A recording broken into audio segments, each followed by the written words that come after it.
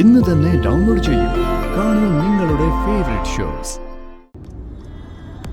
Madam, ഇന്റലിജൻസിന്റെ രഹസ്യാന്വേഷണ വിഭാഗത്തിൽ നിന്നൊരു മെസ്സേജ് ഉണ്ട്.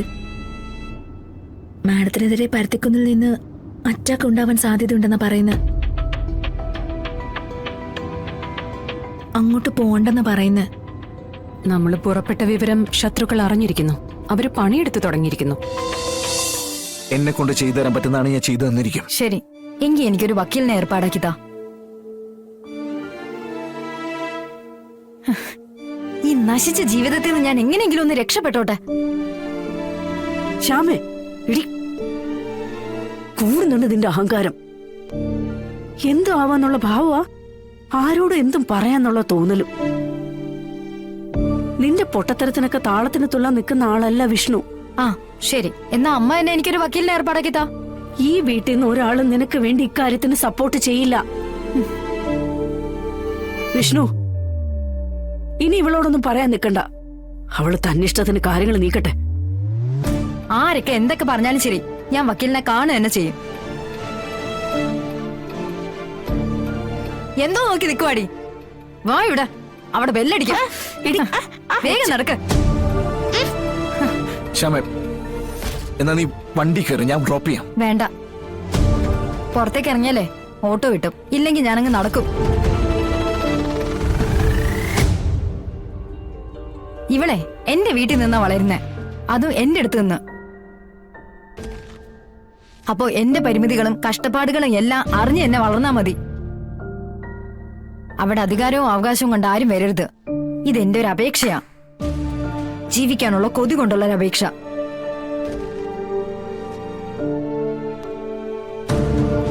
വാടി ഇങ്ങോട്ട്, ഇങ്ങോട്ട് വരാൻ. നടക്കാൻ.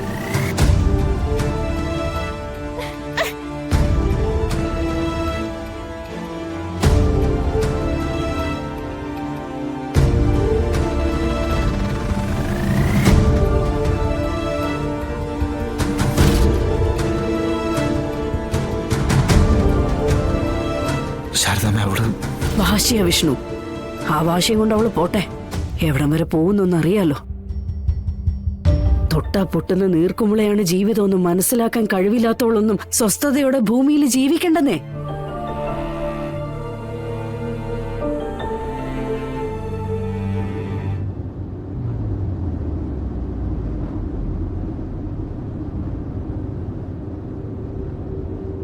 നമ്മൾ കഴിഞ്ഞ ദിവസം പോയ കോളനിയിലേക്കല്ലേ പോകേണ്ടത്?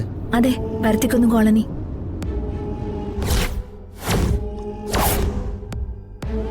അത് ഒരല്പം കുഴപ്പം പിടിച്ച സ്ഥലമാണ്. ഞാൻ ഒന്ന് രണ്ടുപേരോട് തിരക്കിയപ്പോ അവരും അത് തന്നെയാ പറഞ്ഞത്. അങ്ങനെ കുഴപ്പം പിടിച്ച സ്ഥലങ്ങളൊന്നും നമുക്കിവിടെ വേണ്ട രാമേട്ടാ. കുഴപ്പം പിടിച്ചവരെയും വേണ്ട. ഇന്നത്തോടെ നമ്മളെല്ലാം പൂട്ടിക്കെട്ടി സീൽ ചെയ്യും.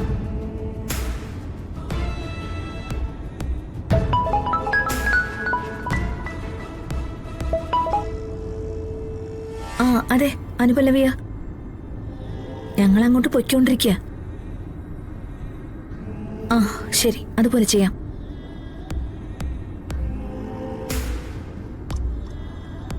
മാഡം, ഇന്റലിജൻസിന്റെ രഹസ്യാന്വേഷണ വിഭാഗത്തിൽ നിന്നൊരു മെസ്സേജ് ഉണ്ട്.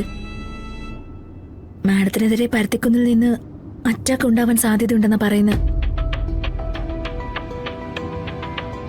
അങ്ങോട്ട് പോണ്ടെന്നാ പറയുന്നത്. നമ്മൾ പുറപ്പെട്ട വിവരം ശത്രുക്കൾ അറിഞ്ഞിരിക്കുന്നു. അവര് പണിയെടുത്ത് തുടങ്ങിയിരിക്കുന്നു. മനസ്സിലായില്ലേ? അവർക്ക് ഉറക്കം നഷ്ടപ്പെട്ടു. വിവരം കിട്ടിയ സ്ഥിതിക്ക് നമ്മളിനി അങ്ങോട്ട് പോണോ മാഡം? പോണം. എങ്കിൽ കൂടുതൽ പോലീസിനെ നമുക്ക് വിളിക്കാലോ. അവിടെ ചെല്ലട്ടേനോ, എന്നിട്ട് അവിടുത്തെ സിറ്റുവേഷൻ നോക്കട്ടെ. എന്നിട്ട് ആവശ്യമുണ്ടെങ്കിൽ നമുക്ക് വിളിക്കാം. അതുപോരെ? ശരി, ഓക്കെ മാഡം.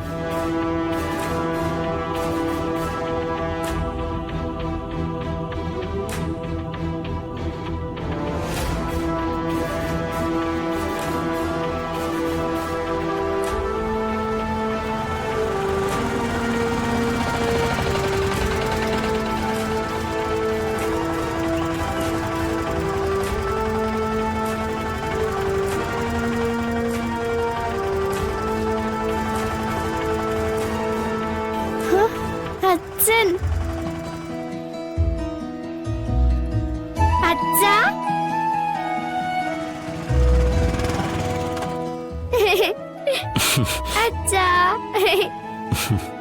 ഉമ്മ. ഉമ്മ. അച്ഛനെന്താ ഇവിടെ ഇങ്ങനെ നിക്കുന്നേ? അത് അച്ഛൻ മോളെ കാണാൻ വേണ്ടി വന്നതാ. ഉം? ഇതെന്താ മോളെ? ഇത് വിഷ്ണു അച്ഛൻ വാങ്ങിച്ചു തന്നെയാ. സ്വീറ്റ്സാ. ആഹാ. എല്ലാവർക്കും കൊടുക്കാൻ പറഞ്ഞു. ഞാനും ഒരെണ്ണം കഴിച്ചു. എന്നാ പിന്നെ ശരി, മോള് ക്ലാസ്സിലേക്കല്ലേ? അമ്മേ ബാഗിങ് തന്നെ. ഞാൻ ഇതുകൊണ്ട് എല്ലാവർക്കും കൊടുക്കട്ടെ? അല്ല അച്ഛന് വേണോ? ഏയ് വേണ്ട, മോള് കൊണ്ടുപോയി കൂട്ടുകാർക്കൊക്കെ കൊടുക്ക. ശരി.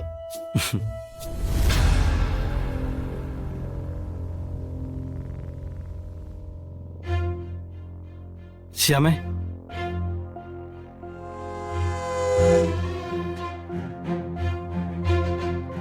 വിഷ്ണു ബ്രോ പറഞ്ഞിട്ടാ ഞാൻ കാത്തു നിന്നത്. ചില കാര്യങ്ങൾക്കൊരു തീരുമാനം ഉണ്ടാക്കാൻ. അപ്പോഴും സ്വന്തം കാര്യത്തിന് ഒരു തീരുമാനം ഉണ്ടാക്കണമെന്നും വല്ലവരും പറഞ്ഞു തരണോ അല്ലേ? അതിനും സ്വന്തമായിട്ടൊരു തീരുമാനമില്ല. ഇങ്ങനെ പോയാൽ നമ്മുടെ ജീവിതം മാത്രമല്ല പപ്പിയുടെ ജീവിതം അവതാളത്തിലാവും. ഞാൻ പറഞ്ഞില്ലെന്ന് വേണ്ട. അല്ല, നിന്റെ തീരുമാനങ്ങൾക്ക് എന്തെങ്കിലും മാറ്റം ഉണ്ടെന്ന് അറിയാൻ വേണ്ടി വന്നത്.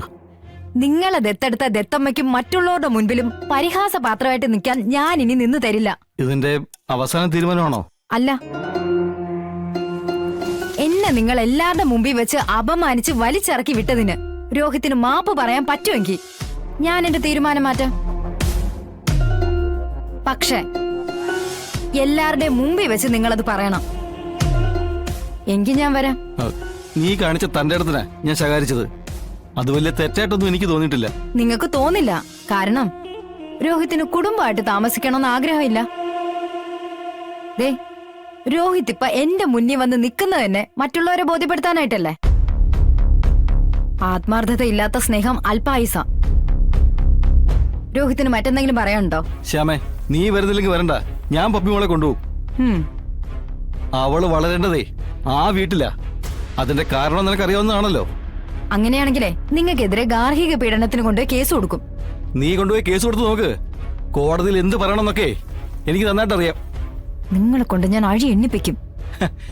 നിന്നെ പോലെ ഒരു ദുരന്തത്തെ സഹിച്ച് എനിക്ക് ഏത് ജയിലിൽ സ്വർഗവാടി, സ്വർഗം. നീയേ നിന്റെ വഴി നോക്കിക്കോ, ഞാൻ എന്റെ വഴി നോക്കിക്കോളാം. നമുക്ക് കാണാം.